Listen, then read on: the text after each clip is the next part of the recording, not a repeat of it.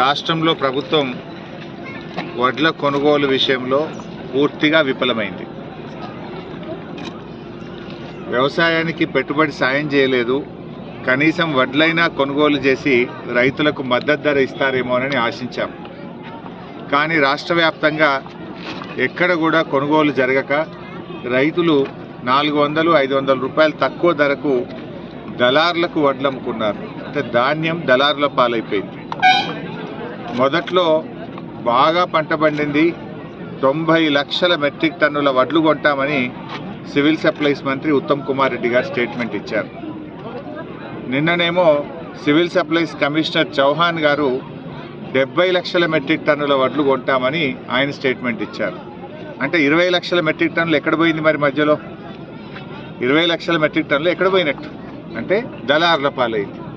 నిజంగా ఈ 70 అన్న వస్తుందా అంటే అది కూడా డౌట్ఫుల్లే ఉంది.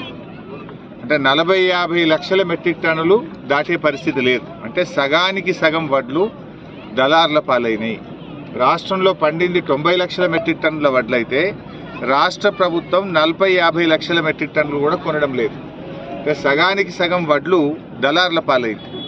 అంటే మీరు సకాలంలో మిల్లర్లను సమాయత్తం చేయకపోవడము, మిల్స్ టైఅప్ చేయకపోవడము, కొనుగోలు కేంద్రాలు ప్రారంభించకపోవడము, గన్నీ బ్యాగ్స్ అందించకపోవడం వల్ల మీ యొక్క ఆలస్యం వల్ల రైతులకు నష్టమైంది. మీరు 500 బోనస్ అన్నారు. బోనస్ మాట దేవుడేరు కానీ 500 లోపలికి అయింది. బోనస్ రావాల్సిన రైతులకు 400-500 తక్కువ ధరకే దళారులకు అమ్ముకునే పరిస్థితి కలిగిందంటే ఇది పూర్తిగా రాష్ట్ర ప్రభుత్వం యొక్క వైఫల్యం. ఇది టోటల్గా గవర్నమెంట్ ఫెయిల్యూర్. ఇలా రైతులకు ఏ ఒక్క హామీ నిలబెట్టుకోలేదు. వరంగల్లో రైతు డిక్లరేషన్లో 9 హామీలు ఇచ్చింది ప్రభుత్వం. 9లో ఒక్కటన్నా అమలైందా? రైతులకు 15,000 రైతు భరోసా అన్నారు, అమలు కాలేదు. రెండవ హామీ కౌలు రైతులకు 15,000 రైతు భరోసా అన్నారు, కాలేదు. మూడవ హామీ వ్యవసాయ కూలీలకు 12,000 ఇస్తామన్నారు, కాలేదు. నాలుగవ హామీ రైతు రుణమాఫీ ఏకకాలంలో ఒకేసారి డిసెంబర్ 9వ తేదీ చేస్తామన్నారు, కాలేదు. ఏది వ్యవసాయ పనిముట్లు ఇస్తామన్నారు, జరగలేదు. ఎస్సీలకు అసైన్డ్ భూములకు పట్టాలు ఇస్తామన్నారు. ఈరోజు వరకు ఎస్సీ/ఎస్టీలకు అసైన్డ్ భూములకు పట్టాలు ఇవ్వడం లేదు, కానీ ఎస్సీ/ఎస్టీల భూములు కొల్లగొట్టే ప్రయత్నం చేస్తూ ఉన్నారు. దళిత గిరిజనుల అసైన్డ్ భూములను కంపెనీల పేరు మీద ఈ ప్రభుత్వం మరి ఇవాళ తమ అనుయాయులకు, తమ కుటుంబ సభ్యులకు కట్టబెట్టడం కోసం దళిత గిరిజనుల భూములు కొల్లగొట్టే ప్రయత్నం చేస్తూ ఉన్నారు. ఈ ముఖ్యమంత్రి ఎట్లా తయారైందంటే ఎవరైనా మాట్లాడితే ప్రశ్నించే గొంతు మీద ఆయన దబాయించే ప్రయత్నం చేస్తున్నాడు.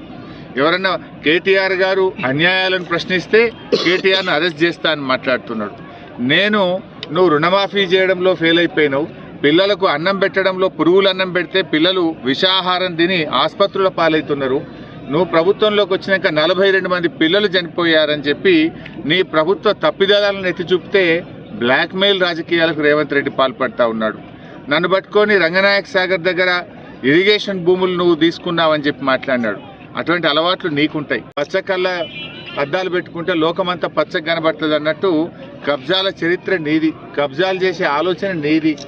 నేను రైతుల దగ్గర భూమి తీసుకున్న రైతులు వాళ్ళ పట్టా పాస్ పుస్తకాలు వాళ్ళ దగ్గర తీసుకొని మేము ధరణి ద్వారా రిజిస్ట్రేషన్ ఆఫీస్కు వెళ్ళి పట్టా భూమిని రైతుల దగ్గర 13 ఎకరాలు కొనుక్కోవడం జరిగింది. అంతే తప్ప ఒక్క గుంట కానీ ఒక ఎకరం కానీ నేను ఇరిగేషన్ భూమి కానీ ప్రభుత్వ భూమి కానీ తీసుకోలేదు. తీసుకునే ఆలోచనే మాకు ఉండదు. మా చరిత్రలోనే మాకు అవకాశమే ఉండదు. ఈరోజు నేను రైతులు ఏ భూమి అయితే అమ్మారో, రైతులు ఏ మోకా అయితే చూపించారో దాని ప్రకారంగా నేను కబ్జాలో ఉన్న ఒక్క గుంట కూడా నేను ఎక్కువలేను. నువ్వే రా, ఐ వెల్కమ్ యూ. నీ సమక్షంలో నేను కూడా ఉంటే ఇద్దరం కలిసి కొల్పిద్దాందా, ఎప్పుడు వస్తావో రా. కానీ నువ్వు ఏదో విధంగా బ్లాక్మెయిల్ చేస్తే ప్రశ్నించడం ఆగుతుంది అనుకుంటున్నావు. నువ్వు ఎన్ని రకాల బ్లాక్మెయిల్ చేసినా ప్రశ్నించడం ఆపము. ప్రజల పక్షాన, బీఆర్ఎస్ పార్టీ పక్షాన నిన్ను, నీ ప్రభుత్వాన్ని ప్రశ్నిస్తూనే ఉంటాం. రైతులకు ఎక్కడ అన్యాయం జరిగినా, ప్రజలకు ఎక్కడ అన్యాయం జరిగినా 6 గ్యారెంటీలు అమలు జరిగేదాకా రేవంత్ రెడ్డిని, కాంగ్రెస్ ప్రభుత్వాన్ని ప్రశ్నించడమే మా బాధ్యత. ప్రజలు మాకు ఇచ్చిన బాధ్యతనే ప్రతిపక్షంగా మా హక్కులు కాపాడండి, వీళ్ళు ఇచ్చిన హామీలు అమలయ్యేలా చూడండి అనే ప్రజలు ప్రతిపక్షంలో మాకు బాధ్యత ఇచ్చారు. తప్పకుండా కేసీఆర్ గారి నాయకత్వంలో మిమ్మల్ని ప్రశ్నిస్తూనే ఉంటాం.